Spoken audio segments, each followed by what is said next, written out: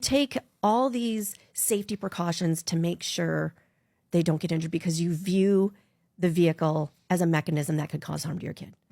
But we don't do that with our phones. And it is being used to cause harm to our kids. That makes sense. And then for children, I mean, what is one to do if you find yourself in that situation, perhaps a little bit further down the line when you've already sent explicit images or, you know, you've had a long conversation with this person, they're looking to get financial benefit from that. How do you proactively take a stance? Tell somebody.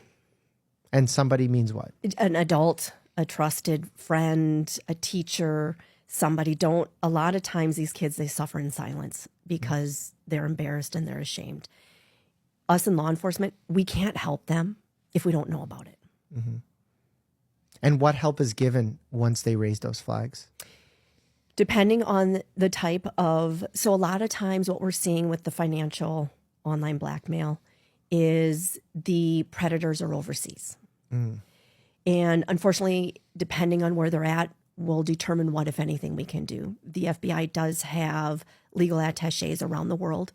So our field offices can work with them, provide them information, and then they can work with our foreign partners and determine what, if anything, we can do to try and identify those individuals.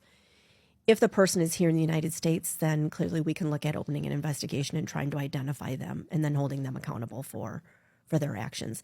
But none of that can happen if we don't know about it. And then in addition is the well-being of our victims. First and foremost, the FBI takes a very victim-centric approach in these types of cases. We want to make sure these kids are in a good mental health state and not going down the path of any impulsive decisions that could lead to some horrible permanent solutions for them. So first and foremost is just making sure they're okay. And nobody can help them if we don't know about it. And what patterns have you noticed in children going through this level of trauma? For some of the long-term ones, a lot of it is extreme changes in behavior. You know, straight A students, all of a sudden they don't want to go to school.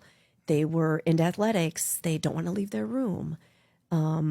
It can be changes in their grades, changes in friends. They're very withdrawn.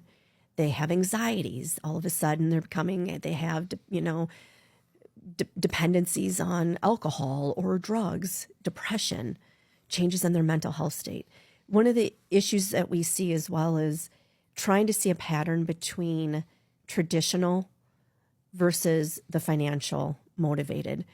Because the traditional seems to be more long-term, you can definitely see the changes in the behaviors. When dealing with the financially motivated, some of those cases, they start and have an impact within a couple hours. Wow. So a parent could just go out and go to the grocery store and while they're gone, not even know that this has happened. And there are examples of this happening? There are examples of that. That's terrible. Where we have had cases with financially motivated that within a matter of, let's say, 15, 20 minutes, they're already talking and asking for images.